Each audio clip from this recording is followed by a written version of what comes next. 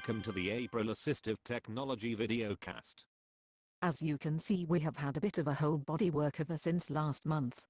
Let us know what you think. This month's VideoCast has a fun theme. We are going to look at leisure and access.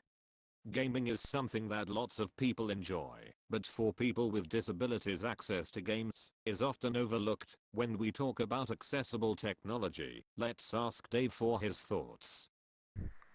You know, one of the strangest things has been that for some reason people believe that all people with disabilities are going to be motivated to learn to use technology by employment, work and education, going to school, going to college. And you know what? It hasn't worked. One of the biggest motivators for anyone to learn new skills is that it's fun to do so.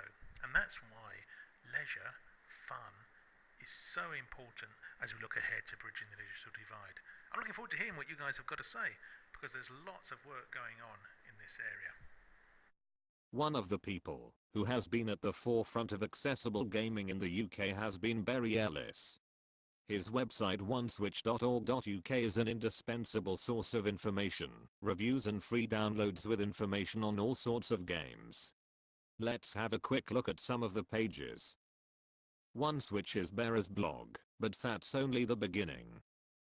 It's also a library of Switch accessible games and games for people with a visual impairment. You'll find a raft of ideas, both to buy and try. Also DIY projects that you can try at home. You'll find links to other gaming access websites. And an online shop to buy a few Switch accessible products. Some of our favorite games are the OneSwitch retro remakes of classic arcade games such as Star Wars, Pang and Outrun. Wow, that is really quite amazing. I really want to play some of those shoot-'em-ups. One of the resources that Barry talks about is the American developer R.J. Cooper. For many years he has simply been producing fun software and hardware that allow children and adults to play games and take pleasure in technology. One of RJ's latest creations is a Switch accessible controller for Guitar Hero. Check this out. And there's RJ Switch adapted guitar with a jack socket underneath which you can use to plug in your Switch. And here's Eric with his guitar playing along in Guitar Hero. Can you see his Switch on the right hand side of his headrest? Guitar Hero is great for this, because at the early stages you can play along just by strumming in time with the music. Of course you can play some of the harder stages with a friend, especially one who can hold down the buttons on the neck as you strum. I think we can tell from Eric's face that this is very cool. We hope to have video of one of our friends playing the controller very soon to show you. In amongst all this fun there are some serious battles going on. In the United States recently a court case was taken up against Sony for their production of inaccessible console games. That case ruled very recently. Unfortunately for disabled gamers, they found in favor of Sony. But with better news, let's turn our attention to the work of Special Effect, a new charity established in the UK. Project that's giving severely disabled youngsters in Milton Keynes the opportunity to learn and play through computers.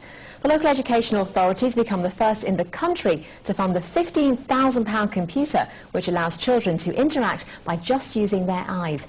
As Stuart Timworth reports, it's already made a big difference to one little girl.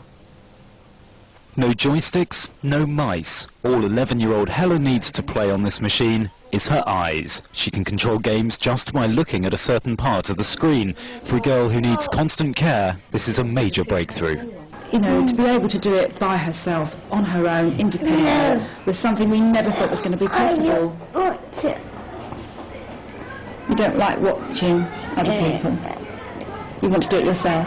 Yeah. And why not?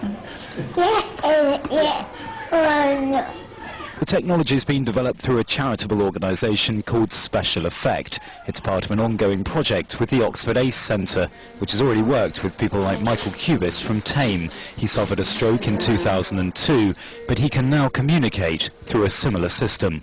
It's hoped by focusing on play, children's lives can be dramatically improved.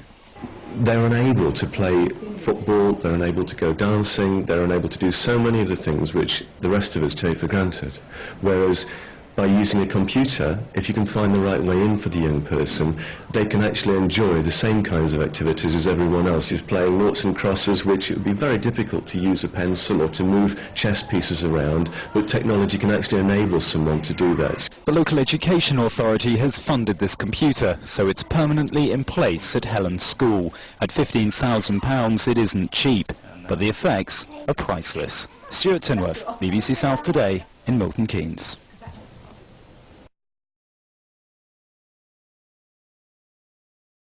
In part 2 we speak to Bill Donegan, who gives us his thoughts on the project. See you there.